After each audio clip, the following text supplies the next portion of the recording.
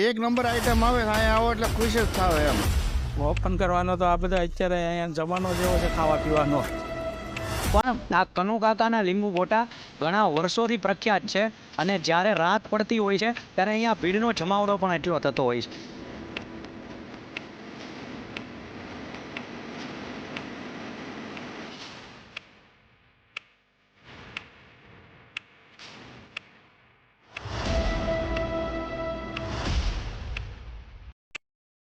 મિત્રો જય માતાજી, જય શ્રી કૃષ્ણ. તો આજે આપણે આવી ગયા છીએ રંગોલી ચોકડી વેલંજામાં અને અહીંયા અમારી પાછળ તમે બોડીઓ જોઈ શકતા હશો, કનુ કાકાના લીંબુ ગોટા.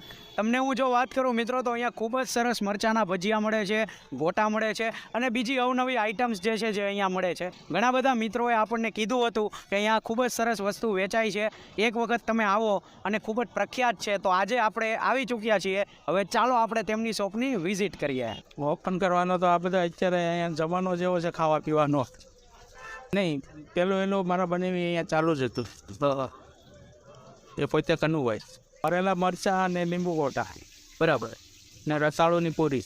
અમારા કરતાં અલગ તો બધા આપીએ પણ બધાને સારું લાગે છે અહીંયા ખાવાનું. બરાબર. ચોખ્ખાઈ અને લસણ કાંદા વગરનું બનાવીએ છીએ. તમારું નામ શું ભાઈ? જંતીભાઈ. ઓકે. આ લીંબુ આ જે ગોટા રહ્યા ને એમાં લીંબુ નાખીને ખાઈને એક નંબર ટેસ્ટ આવે.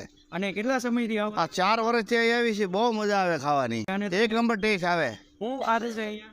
આજે બટેકા પૂરી છે, ટમેટા પૂરી છે, પછી ગોટા છે, આખા મરસાના છે, હા. એક નંબર ક્વોલિટી આવે. તમને આમ અલગ શું લાગે બધા કરતા? કારણ કે બધા કરતા કંઈક અલગથી જ આઈટમ લાગે એ. બરાબર. અને અહીંયા તમને સૌથી વધારે જે ભાવતું હોય એ કયું છે? આ આખા મરસાના ને આના ટમેટાના. અને તમારે કોઈ નવા ગ્રાહકને કંઈ કેવું હોય, કસ્ટમરને, તમે શું કહો? એક નંબર આઈટમ આવે અહીંયા આવો એટલે ખુશ જ થાવ એમ. મિત્રો, અમે જેવા દુકાનની અંદર એન્ટર થયા એટલે આ ભાઈ ખૂબ જ સરસ અહીંયા રતાળુ પૂરી તળી રહ્યા હતા અને સાથે સાથે બીજી ઘણી વસ્તુઓ જે હતી તે બનાવી રહ્યા હતા. આટલો બધો ભીડનો જમાવડો હતો છતાં પણ તે ભાઈ ખૂબ જ સરસ રીતે અને એકદમ ઝડપી કામ કરી રહ્યા હતા અને ક્લીનનેસનું પણ પૂરું ધ્યાન હતું. પછી અમે થોડાક વધી ગયા આગળ. તો મિત્રો ફાઇનલી આપણો ઓર્ડર આવી ગયો છે. જયભાઈ તમે દેખાડો ને, આખા મરચાના ભજીયા છે, સાથે સાથે રતાળુની પૂરી છે, લીંબુ ગોટા પણ છે અને સાથે મેથીના ભજીયા પણ છે અને ટમેટા પૂરી પણ છે.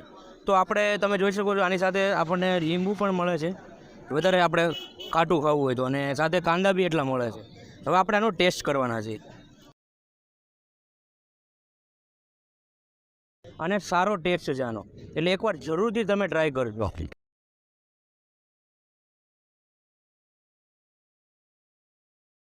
મિત્રો, આપણે મેથીના ભજીયા અવારનવાર ખાતા જોઈએ છીએ.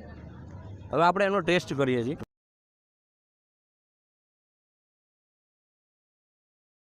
જયભાઈ, આપણે મેથીના ગોટા ઘણી બધી જગ્યાએ ખાધા હશે, પણ આમનો બી ટેસ્ટ બહુ જ સારો છે. એટલે હું તો તમને એમ જ કહું છું કે જ્યારે પણ તમે રંગોલી ચોકડી નીકળો છો ત્યારે એકવાર જરૂરથી કનુ કાકાના લીંબુ ગોટા ખાવા આવજો.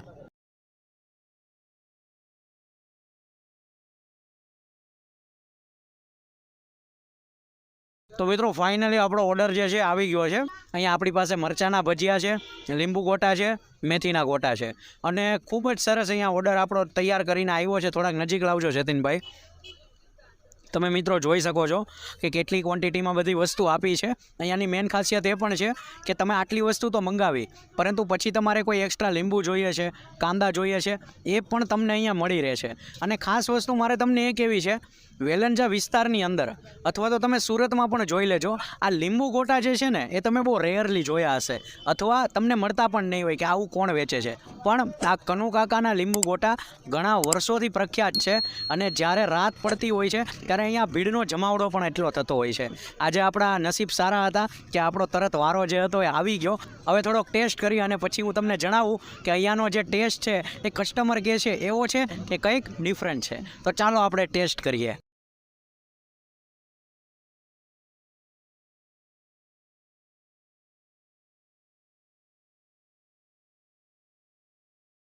મેં અત્યારે મરચાના ભજીયા ટેસ્ટ કર્યા અને સાથે જે રતાળુ પૂરી હતી એ ટેસ્ટ કરી અને ખરેખર સ્વાદ જે છે એકદમ સુપર્બ છે.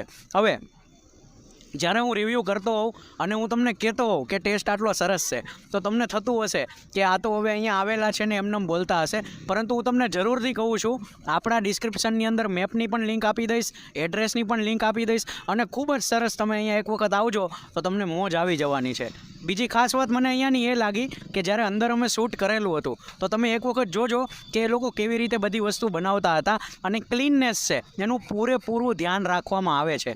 મિત્રો અહીંયા આજુબાજુનો એરિયા પણ મેં તમને બતાવેલો હશે કે રંગોલી ચોકડી એટલે થોડોક તો હાઈવે પડી ગયો કહેવાય, પરંતુ હાઈવેની દુકાન હોવા છતાં પણ એવો ટેસ્ટ જે છે ને એ બહુ જોરદાર છે, અને લોકો સુરતથી અહીંયા દૂર દૂરથી ખાવા માટે આવે છે. હવે ભાઈ આપણી પાસે આટલી વસ્તુ છે, મને લાગી છે બહુ ભૂખ, તો હવે આપણે એન્જોય કરીએ છીએ, પણ હું તમને જરૂરથી મિત્રો મારા તરફથી કહું છું, એકવાર મોજ માણવી હોય તો અહીંયા જરૂર આવજો.